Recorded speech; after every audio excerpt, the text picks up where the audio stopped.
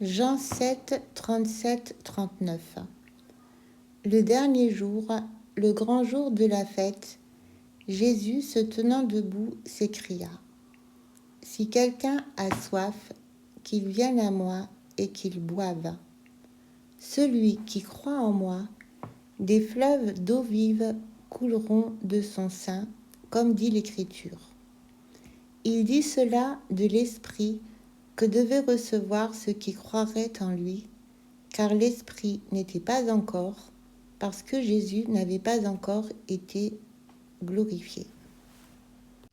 La question à laquelle je veux répondre aujourd'hui, c'est pourquoi l'Esprit ne pouvait-il pas être répandu avant que Jésus ne soit glorifié? La réponse est simple, parce que l'Esprit nous est donné pour connaître le Père et le Fils en esprit et en vérité. Et nous ne pouvons pas connaître qui est le Fils sans comprendre le salut qu'il a accompli pour nous à la croix. Et nous ne pouvons pas connaître le Père sans passer par son Fils. Nous ne pouvons pas nous identifier à Jésus dans sa mort et dans sa résurrection avant que Jésus ne soit mort et ressuscité.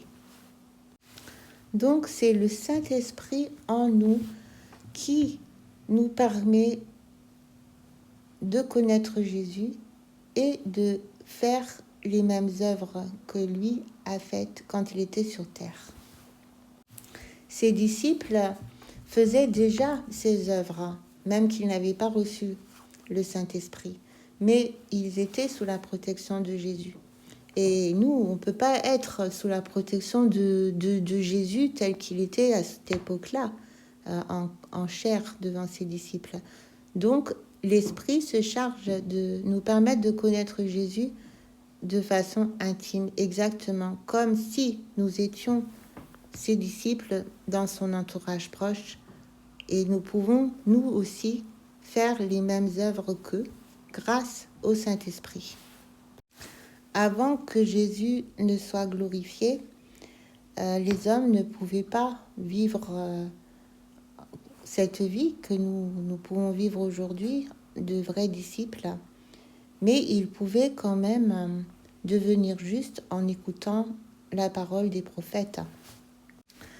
Donc il y a eu des prophètes avant le déluge, il y a eu des prophètes après le déluge qui ont suffi à enseigner les voies de Dieu aux hommes du monde entier. Il y a eu les miracles accomplis à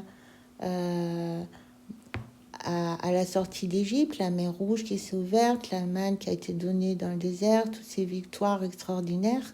Donc ça, c'était des signes. Et mais même avant Moïse, avec Abraham, il y avait déjà des signes.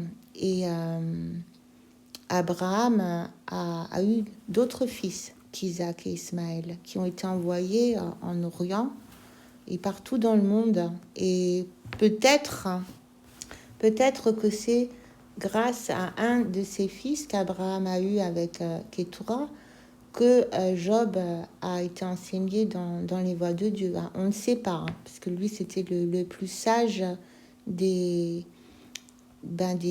serviteurs de Dieu en Orient. Quoi qu'il en soit, nous, aujourd'hui, nous vivons dans une dispensation où nous avons connu Jésus et nous ne pouvons pas nous passer du Saint-Esprit.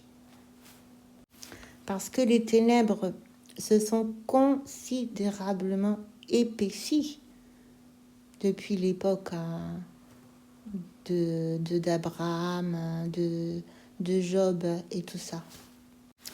Aujourd'hui, nous sommes à l'aube d'une période dont Daniel nous dit que ce sera la période de détresse la plus grande que l'humanité ait jamais connue. Les ténèbres seront très, très, très épaisses sur la terre. Donc, il est nécessaire qu'il y ait une puissante effusion du Saint-Esprit avant que cette tribulation commence. Parce que Dieu, il va encore envoyer cette grâce, cette possibilité, grâce à ce réveil, ce dernier réveil, hein, pour tous ceux qui veulent échapper à ce qui va arriver.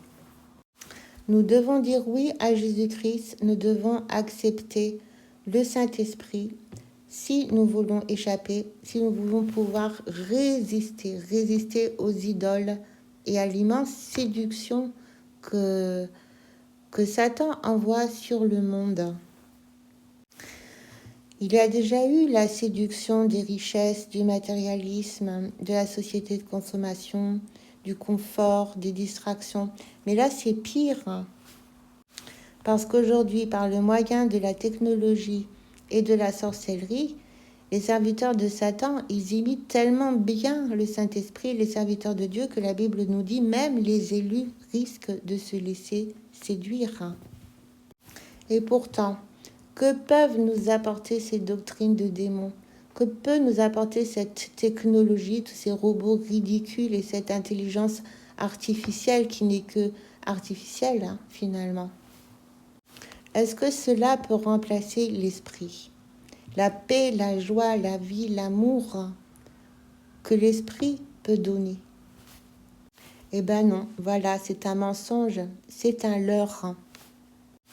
Donc moi, j'espère vraiment qu'à l'occasion de la visite du pape en France, nous ne serons pas éblouis par les miracles de la technologie, comme ce fut le cas à la cérémonie des JO, mais que nous pourrons étancher notre soif en buvant à ce fleuve d'eau vive du Saint-Esprit.